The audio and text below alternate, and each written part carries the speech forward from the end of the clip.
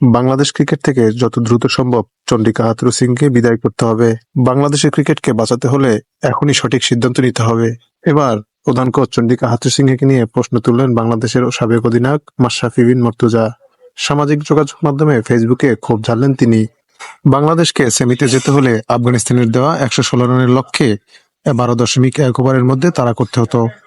তা করতে পারেনি নাজমুল হোসেন শান্তর দল। তাতে সুপার ৮ থেকেই বিদায় নিচ্ছে বাংলাদেশ। মূলত আফগানদের নির্দিষ্ট সমীকরণে হারাতে পারলে সুযোগ ছিল টাইগারদের সেমিফাইনালে খেলার। সে সমীকরণ মাথায় নিয়ে যেভাবে খেলা উচিত ছিল ক্রিকেটাররা সেভাবে করতে পারেনি। আর এতেই ক্রিকেটার সহ কোচদের নিয়ে প্রশ্ন তুললেন মাশরাফি বিন মুর্তজা। তিনি বলেন, এখনই সময়। আমার মনে হয় ক্রিকেট বোর্ডের উচিত কোচ চন্ডিকা হাথুরু সিংকে বিদায় করে দেওয়া। এর আগে সেমিতে খেলা নিয়ে হাথুরু বলেছিলেন, আমরা যখন এই টুর্নামেন্টে খেলতে আসি আমাদের লক্ষ্য ছিল সুপার ৮। তো আমি মনে করি সেটা আমরা দারুণভাবে করেছি। বলাররা আমাদেরকে টিকিয়ে রেখেছে। মাশরাফি কোচ চন্ডিকা হাথুরু সিংয়ের এমন বক্তব্যের সমালোচনা করেন। তিনি বলেন, কোচের মানসিকতায় যদি থাকে সুপার ৮ তাহলে দলের প্লেয়ার আর কি খেলবে? এখানেই তো খেলা শেষ হয়ে গেছে। তিনি বাংলাদেশের ব্যাটসম্যানদের ইন্টেন্ট নিয়েও প্রশ্ন তোলেন। তিনি বলেন, এভাবে খেলতে থাকলে আর যদি আমরা জিতেও যেতাম তাহলে আমরা নিজেদের কাছেই অপমান বোধ করতাম।